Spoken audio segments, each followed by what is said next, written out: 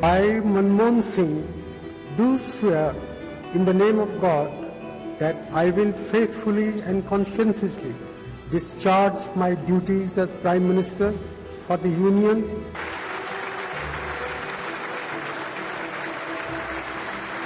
I honestly believe that history will be kinder to me than the contemporary media or the power.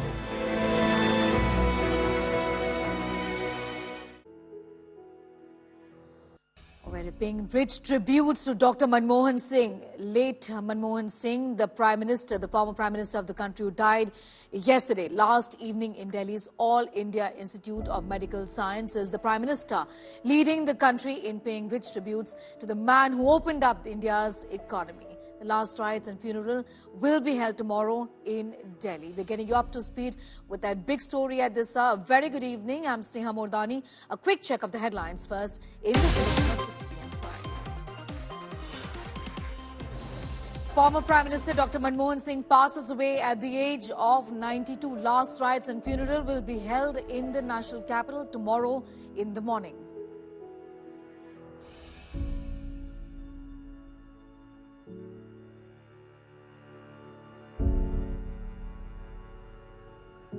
Prime Minister Modi pays tributes to Dr. Manmohan Singh, hails his contributions to India. President Draupadi Murmu, Amit Shah and BJP Chief JP Nadda paid tributes to Dr. Manmohan Singh at his residence.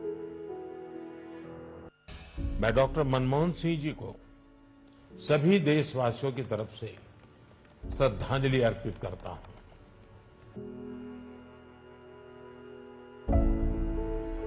Sonia Gandhi pays tributes to Dr. Manmohan Singh. Rahul, Priyanka accompany Sonia. Congress top brass pay final respects.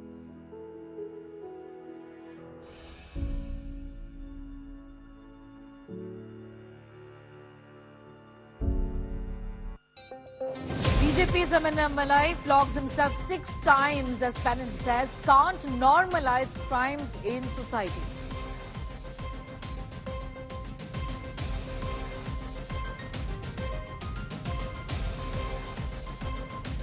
6/11 attack plotter and Lashkar Deputy Chief Abdul Makki has died in Lahore. US declared Makki as a global terrorist.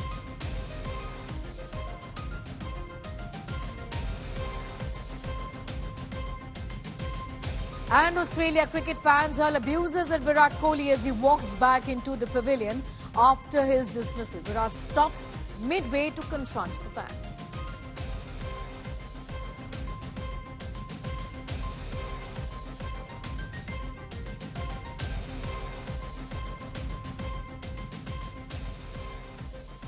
Former Prime Minister and veteran Congress leader Dr. Manmohan Singh has passed away in Delhi on Thursday after a prolonged illness. Tributes have been pouring in, with Prime Minister Narendra Modi leading the nation in mourning. He fondly remembered his predecessor as an honest and humble leader whose legacy will endure. Take a look. Represents a contribution to the successful implementation of this great national enterprise of building an India free from the fear of war, want and exploitation, an India worthy of the dreams of the founding fathers of our republic. India lost the architect of its new economy in former Prime Minister Manmohan Singh late Thursday night. Singh was admitted to the All India Institute of Medical Sciences, where he breathed his last at 9:51 p.m. The Narendra Modi government has announced a 7-day national mourning. All government celebrations stand cancelled, and the national flag will fly at half-mast in his memory. The last rites of the former Prime Minister will be held on Saturday between 10 a.m. and 11 a.m. with full state honours near the Shakti Sthal in Delhi. Prime Minister Modi paid his final respects to Manmohan Singh at his residence on Friday. He was accompanied by Home Minister Amit Shah and BJP President JP Nadda. एक नेक इंसान के रूप में, एक विद्वान अर्थशास्त्री के रूप में और रिफॉर्म्स के प्रति समर्पित लीडर के रूप में उन्हें हमेशा याद किया जाएगा. President Draupadi Murmu and Vice President Jagdeep Dhankar paid homage to the former Prime Minister. Congress leaders Sonia Gandhi, Mallikarjun Kharge and Rahul Gandhi too paid their tributes to Manmohan Singh. Leaders across the political spectrum hailed Singh as a towering personality who reshaped India's future. Doctor Manmohan Singh ji का हमारे बीच से चला जाना न केवल देश के लिए एक महान क्षति है, बल्कि मेरे लिए व्यक्तिगत भी। मैं अपनी विनम्र श्रद्धांजलि उनको प्रेषित करता हूं और उनकी आत्मा की शांति के लिए ईश्वर से प्रार्थना करता हूं। India's cricket team wore black armbands as a mark of respect to Manmohan Singh as they took the field in Melbourne to face host Australia in the 4th Test. From navigating the 1991 economic crisis to sealing the civil nuclear deal that ended decades-long nuke appetite, Manmohan Singh leaves a great legacy. Bureau Report, India Today. Top leaders from across the nation are in Delhi to pay the last tributes to former Prime Minister of India, Dr. Manmohan Singh. Take a look at these pictures coming in throughout the course of the day. Vice President of India, Jagdeep Dhankar, and his wife paid their final respects to the former Prime Minister, Dr. Manmohan Singh, at his residence in New Delhi today. They conveyed their profound condolences and acknowledged his enduring legacy. Finance Minister Nirmala Sitharaman placed a wreath at Dr. Manmohan Singh's mortal remains and paid her last respects to the man who liberalised India's economy. Tamil Nadu Chief Minister and DMK Chief M.K. Stalin paid tributes to Dr. Manmohan Singh, whom he called as one of the greatest sons of India. He also met with his family and offered his condolences.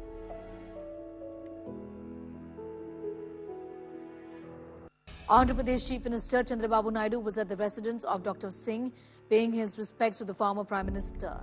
Naidu said that his remarkable legacy will always be remembered and continue to inspire generations.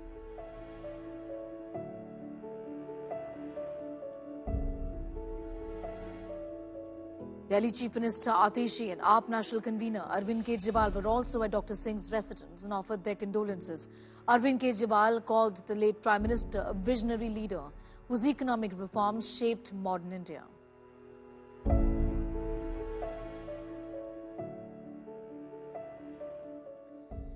Dr. Manmohan Singh, a soft-spoken and cerebral former Indian Prime Minister who was credited with far-reaching changes that propelled his country's emergence as an economic powerhouse, able to compete with China, died on Thursday in New Delhi. Let's take a look at his beautiful journey.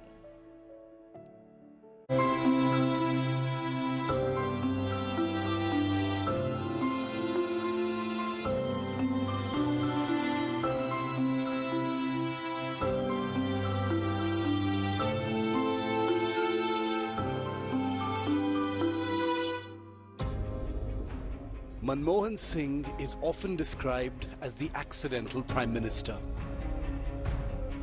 In 2004, when the Congress emerged the largest party in a general election that many considered would be a stroll in the park for Atal Bihari Vajpayee, Prime Ministership was the last thing on Manmohan Singh's mind. Everyone expected Sonia Gandhi to take the reins. The post of Prime Minister has not been my aim. For the Union. The baton went to the soft-spoken Sardar. Manmohan Singh took oath as the first Sikh Prime Minister of India on the 22nd of May 2004. I, Manmohan Singh, do swear in the name of God that I will bear true faith and allegiance to the Constitution of India as by law established, that I will uphold the sovereignty and integrity of India. Born on September the 26th, 1932, in a village in the Punjab province of undivided India, Manmohan Singh's journey to the top post was nothing less than inspirational. As a child, he had studied in the dim light of kerosene lamps. Matriculation from Punjab University, a degree in economics from the University of Cambridge, a doctorate from Oxford University in 1962, Manmohan Singh's career as an economist was only getting started. He went on to become the governor of the Reserve Bank of India. A huge turning point came in 1991 when the newly sworn-in Prime Minister Narasimha Rao entrusted Manmohan with the task of getting the Indian economy out of its worst economic crisis ever, that saw the country pledge its gold to avoid defaulting on loans. Together with Rao, Manmohan dismantled the license quota regime and unleashed economic reforms that transformed India, giving birth to a new middle class. Our economy, polity and society have to be made extraordinarily resilient and alert if we are to take full advantage of the opportunities and to minimize the risks associated with the increasing globalization of economic processes. We have to accept the need for restructuring and reform if we are to avoid an increasing marginalization of India in the evolving world economy. Years later, as Prime Minister, Manmohan walked the tightrope, balancing the party's expectations and the real mechanics of governance. In 2005, the UPA government passed the landmark Mahatma Gandhi National Rural Employment Guarantee Act that provided assured jobs for 100 days a year per household. Narega, which was called a white elephant, turned out to be a savior in times of rural distress. The same year, the UPA government passed the Right to Information Act, which empowered citizens. When the world slid into slowdown in 2008, in what came to be known as the Great Recession, Manmohan steered the economy to safety with deft financial management. His handling of the crisis came in for praise from then-American President Barack Obama.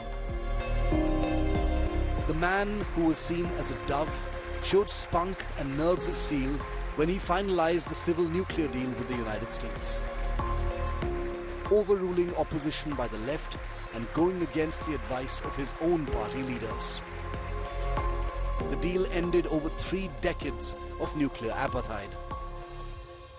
For 34 years, India has suffered from a nuclear apartheid.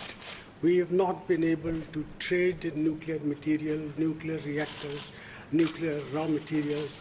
And when this restrictive regime ends, I think a great deal of credit will go to President Bush. And for this, I am very grateful to you, Mr. President.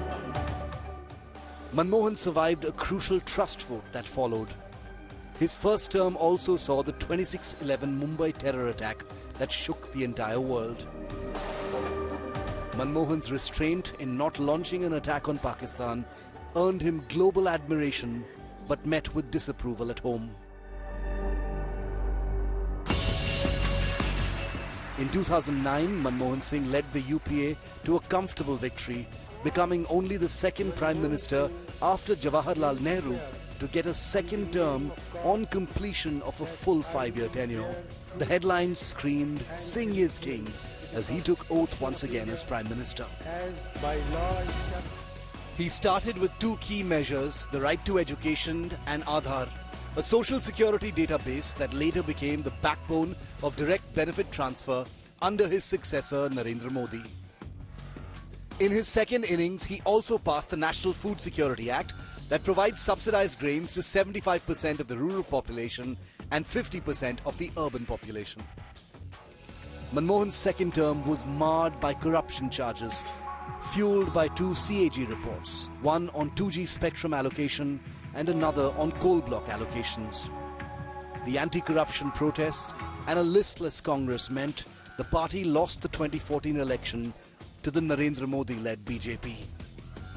After losing power, Manmohan Singh withdrew from public life largely, but still made his voice heard when it was needed. In all these mayors convinced me that the way the scheme has been implemented, it's a monumental management failure, and in fact, it is a case of organized loot and legalized plunder of the government.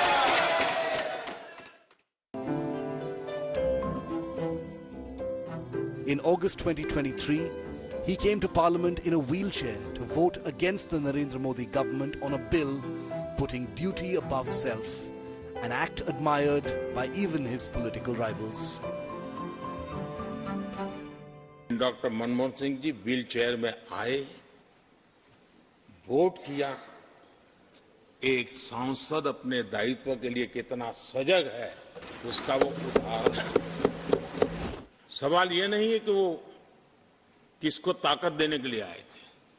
मैं मानता हूं वो लोकतंत्र को ताकत देने आए थे। Many might say Manmohan Singh stepped out of the highest office unsung and under a heavy cloud of criticism. But he himself was convinced history would judge him kindly. I honestly believe that history will be kinder to me than the contemporary media or for that matter, the opposition parties in Parliament. Bureau Report, India Today.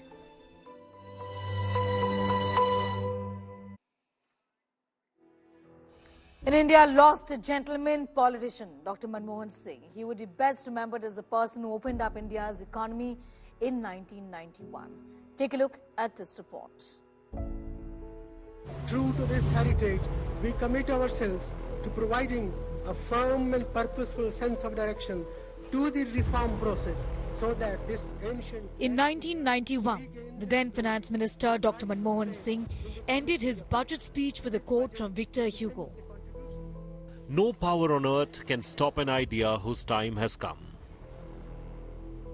The emergence of India as a major economic power in the world happens to be one such idea.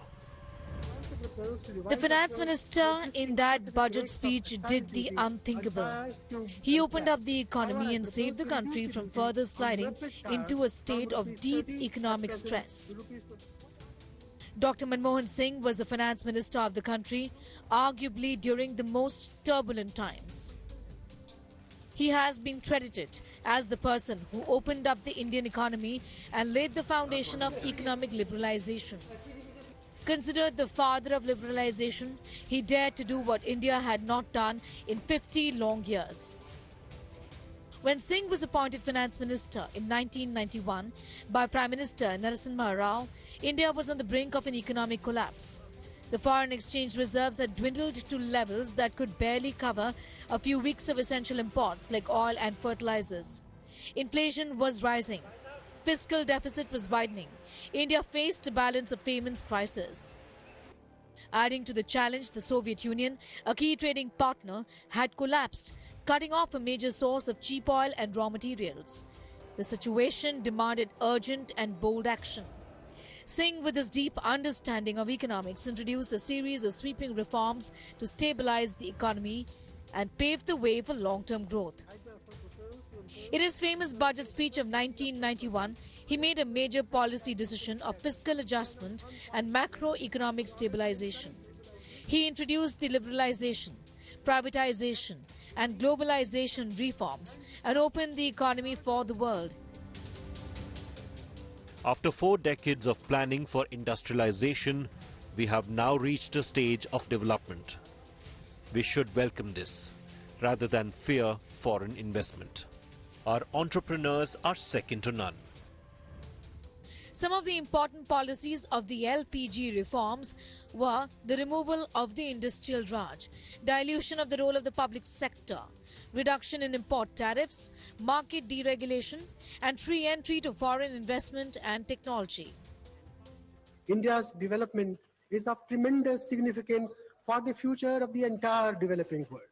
To realize our development potential, we have to unshackle the human spirit of creativity, idealism, adventure and enterprise that our people possess in abundant measure. In 1991, the Reserve Bank of India pledged 46.91 tons of gold with the Bank of England and the Bank of Japan to raise $400 million, stabilizing the immediate crisis. Singh devalued the rupee to make Indian exports more competitive in global markets. He reduced import tariffs, dismantled restrictions in foreign trade, allowing India to integrate with the global economy. He presented a new industrial policy ending the license Raj. Industries were previously required to get approvals from most operations. The new policy deregulated nearly 80% of the industrial sector, reducing the number of industries reserved exclusively for the public sector from 17 to 8. This move encouraged private enterprises and foreign investment, fostering industrial growth and job creation. The measures undertaken by Dr. Manmohan Singh allowed banks to lend more freely, supporting economic expansion. Licensing requirements for bank branches were eased, interest rates were deregulated, creating a more competitive and efficient banking system. His reforms not only saved India from the brink of collapse, but also laid the foundation for sustained economic growth. The policies attracted foreign investments, boosted exports, created new industries. Millions of Indians were lifted out of poverty as job opportunities expanded. By dismantling socialist controls, India transitioned into a market-driven economy, setting the stage for its rise as one of the world's fastest-growing economies. Bureau Report, India Today.